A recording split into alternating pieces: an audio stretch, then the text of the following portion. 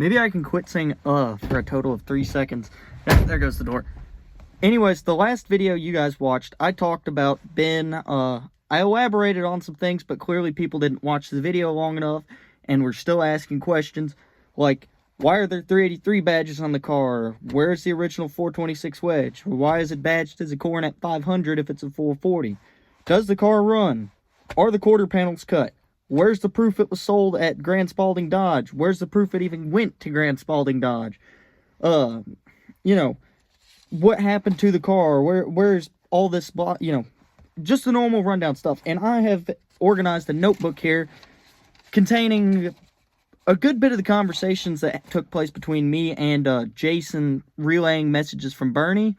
If you didn't catch that little bit, Bernie was the original owner of Ben here, and Jason is his son, who by freak chance ended up finding me in one of the groups on Facebook.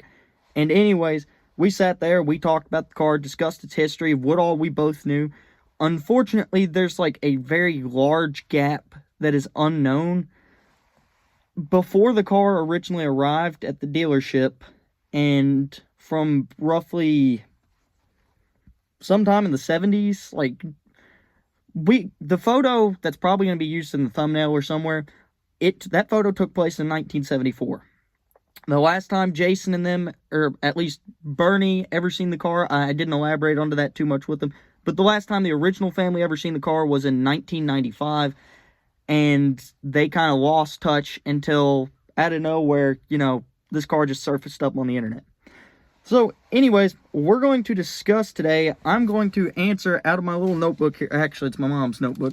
But anyways, I'm going to answer out of this little notebook here exactly what I'm able to, what I have wrote down. And if you have any more questions, be sure to ask them. Stay tuned to the end of the video because, you know, I don't mind answering the questions, but having to answer the same question, you know, 40, 50 times, it starts getting a little old when I can just refer people to this video or the last video.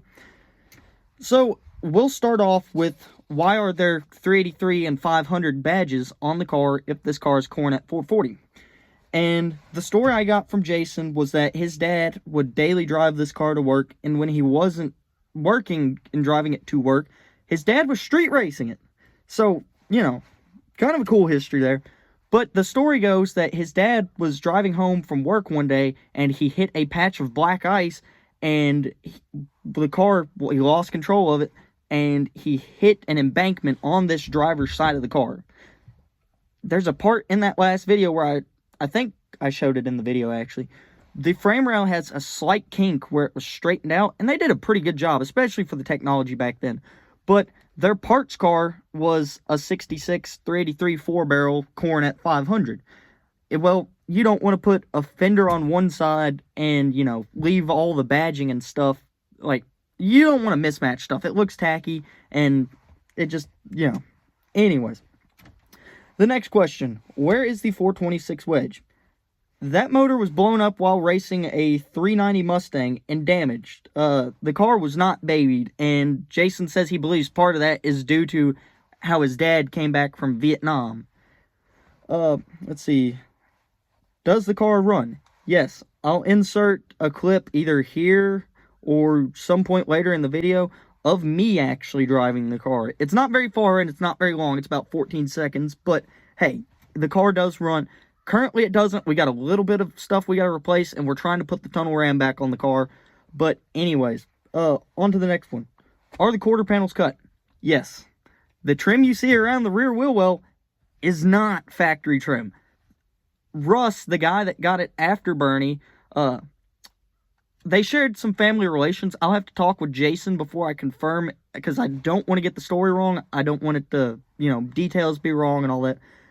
But yes. The quarter panels are in fact cut. That is the reason we could fit a 2910, it's either a 2910 or a 1050-15 on the back of this car. How do we know this car was originally delivered to Grand Spalding Dodge? That we all got from Chrysler Historical. I will remember to flash that some point around this little bit of the video, probably up here or over here, just wherever it looks better. So, But anyways, it'll be the email I got from Chrysler Historical stating that this car was delivered brand new to Grand Spalding Dodge. Now I know people have asked questions about the 426 Wedge that was originally in the car, and this is where things get interesting. From Jason's account of what his dad says, they both claimed that it seems the original 426 Wedge for the car was a little hotter than what a stock 426 Wedge would have been. He also remembers that the motor was painted orange. It was not blue, it was not turquoise or anything. The motor was orange, brand new in this car, which, you know, that just makes it cooler, but... let's see. Russ, the same guy I was telling you, basically painted the car purple, you know. Another thing, real quick, derailing while talking about the purple paint. It's funny how many people think this is a rattle can job. It's just an old lacquer paint job.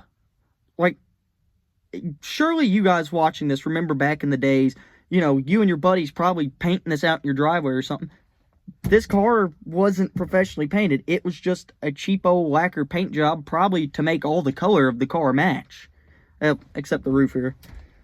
But Russ, he put the 383 in the car, he did the purple paint, and he donned the name sparking the legacy of Gentle Ben. Which, those of you guys that know where it originally came from, it was from an old TV show. I think it aired in like 1967.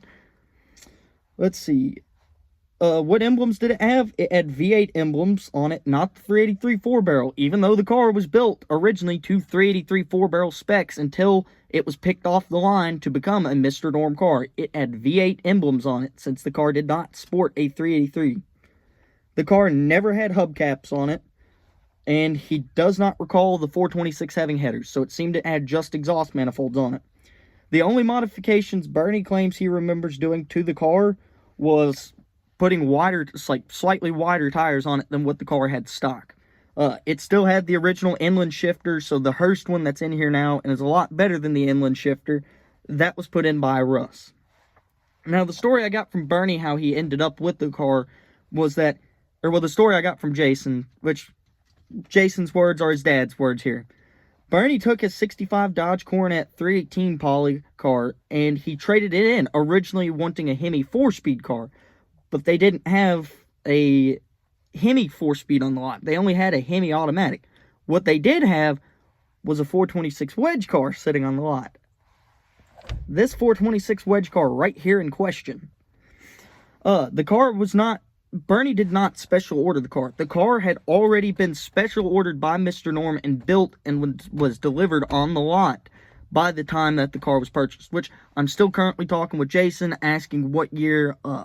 that the car was purchased. I'm unsure whether it was purchased late 65, considering the car was delivered to Mr. Norm's dealership December 3rd of 65, and I'm figuring it wasn't sold off till January, February of 66. You know, that's my best guess, which sparks into another... I gotta fix that. But it sparks into another topic, because a lot of the guys claiming that the H stands for Hemi on this car. The H does not stand for Hemi. Actually, if you look into some of the earliest build records of the 426 Hemi street cars, they didn't come out until December. This car was already done and had been made by the start of December. It was delivered to Mr. Norm's lot on December 3rd of 1965. I think we found out that's like a week or two before the first 426 Hemi cars even hit the lot. And I know it's going to sound like I'm contradicting myself. That's why I said I don't believe the car was sold off until roughly January or February of 66. But anyways, if you guys do have any more questions, and it's not stuff that I covered in this video, please be sure to actually check it out, ask your questions. I want to answer as much information as I can about this car. Also, if you don't mind, please subscribe. We're almost at 1,000 subs, which is absolutely insane. I can't believe this old race car has gotten as much love as everybody seems to be giving it. I mean, I'm not going to say it's a chopped up old race car, because they pointed out I can't say that. The car had the quarter panels cut, and that's the only area that was cut on the car. Now, on the other hand, though, let me cut the recording here and I'll show you. I guess it's recording.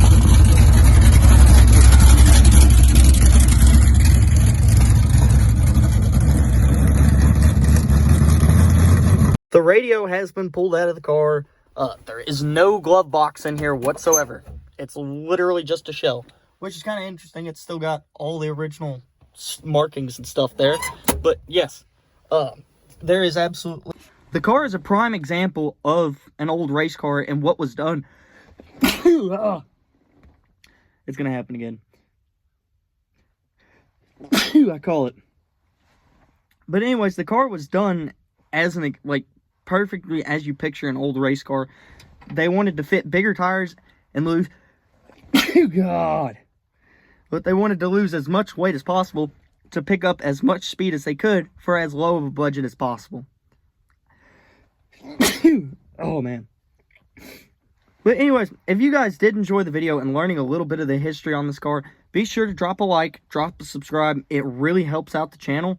We're almost to 1,000 subs, which means we can get monetized. And once we're monetized, me and Owen have this plan. We would like to start building a motor of preferably the viewer's choice, whether it be a Slant 6, 318, 400, 440, or even a Hemi.